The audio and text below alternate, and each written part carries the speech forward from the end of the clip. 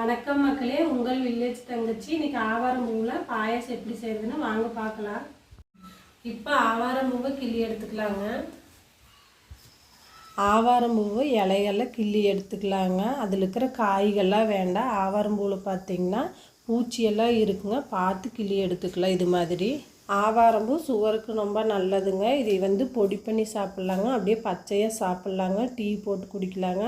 அதேமாரி பச்சையாக மூஞ்சிக்கு அரைச்சும் கூட போடலாங்க. மூஞ்சி நல்லா பளபளப்பாக இருக்கும். மிக்சி ஜாரில் ஆவாரம்பூ சேர்த்து தண்ணி சேர்த்தாமல் அரைச்சி எடுத்துக்கலாங்க. ஆவாரம்பூ அளவாக போட்டு அரைச்சாங்க கொஞ்சமாக தாங்க கிடைக்கும். நிறையா போட்டு அரைச்சாத்தாங்க பூவும் நிறையா இருக்குது, பாயாசமும் நல்லாயிருக்கும். ரொம்ப நைஸாக இல்லாமல் இது மாதிரி பிது விதுன்னு அரைச்சி எடுத்துக்கோணுங்க.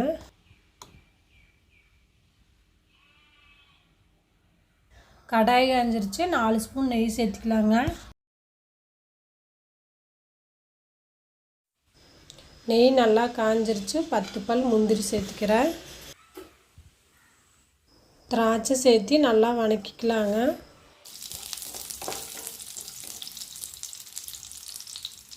முந்திரியும் திராட்சையும் நல்லா பொன்னிறமாக வணங்கிருச்சு. இப்போ நம்ம அரைச்சி எடுத்து வச்சு ஆவராம்பூவை சேர்த்துக்கலாங்க.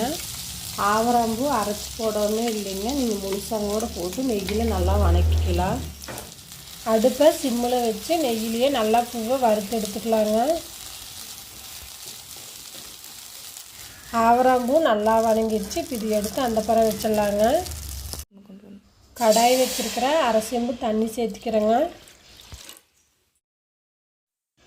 பால் 1/2 லிட்டர் எடுத்து காய வச்சு எடுத்து வச்சுருக்கேன், அதையும் சேர்த்துக்கலாம்.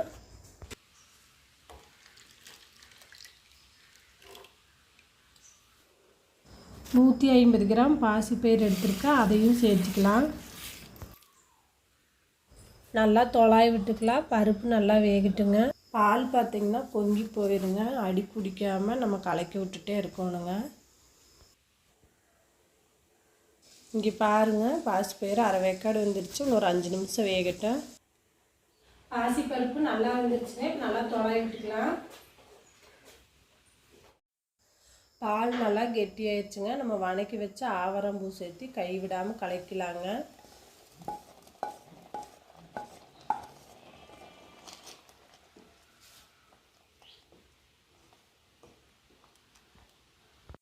நூற்றி 50 கிராம் நாட்டு சர்க்கரை எடுத்துருக்குறேங்க, அதையும் சேர்த்து நல்லா கலக்கிறேன். ஏலக்காய் 5 எடுத்து பொடி பண்ணி வச்சுருக்கேன், அதையும் சேர்த்து நல்லா கலக்கி ஒரு 5 நிமிஷம் கழித்து கேஸ் ஆஃப் பண்ணிக்கலாங்க. ஆவராம்பூ பாயாசம் ரெடி ஆயிடுச்சுங்க. சாப்பிட்டு பார்த்துலாங்க.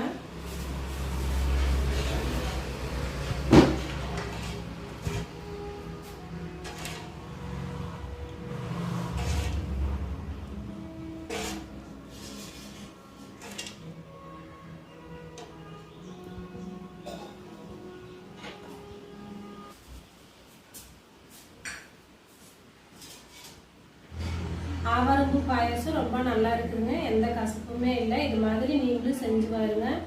இந்த வீடியோ உங்களுக்கு பிடிச்சிருந்துச்சுன்னா லைக் பண்ணுங்கள், ஷேர் பண்ணுங்கள், சப்ஸ்கிரைப் பண்ணி பக்கத்தில் இருக்கிற பெல் பட்டன் அமுக்குங்க. நன்றி.